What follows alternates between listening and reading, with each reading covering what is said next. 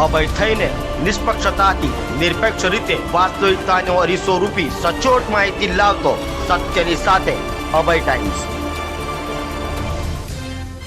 સુરતમાં traffic નિયમનનું police દ્વારા કડક પાલન કરાવવા રહ્યું છે, ત્યારે પોલીસ કમિશનર કચેરી ટ્રાફિકના નિયમો ભંગ કરનાર લોકોની લાંબી કતાર જોવા મળી હતી।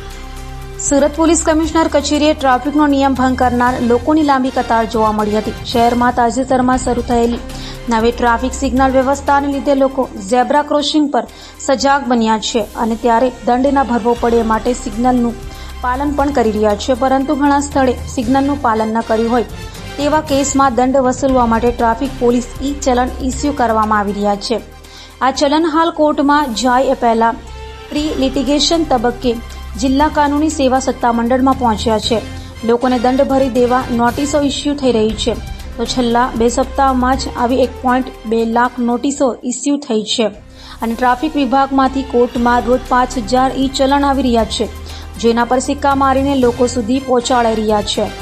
જો કોઈ વાહન ચાલક 3 મહિનામાં દંડ ન ભરે તો જે તે કેસનો સીસી નંબર પડે છે અને બાદમાં કેસ કોર્ટમાં આવે છે, ત્યાં પણ વાહન ચાલકને પહેલા દંડ ભરી દેવાની વધુ એક તક અપાઈ છે, જેમાં કેસનો નિકાલ થઈ શકે છે।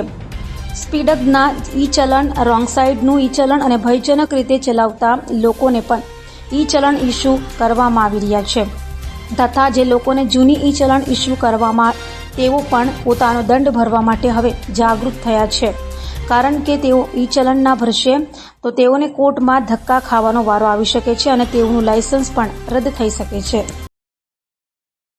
प्रमोद श्रीराम पाटिल। प्रमोद भाई किस तरह का दंड आपको दिया गया है? वो ट्रैफिक की वजह से सिग्नल तोड़ा था कि क्या वही 177 की कलम लगी है, वही भरने आया था। कितने का दंड दिया गया है? 1000 रुपये।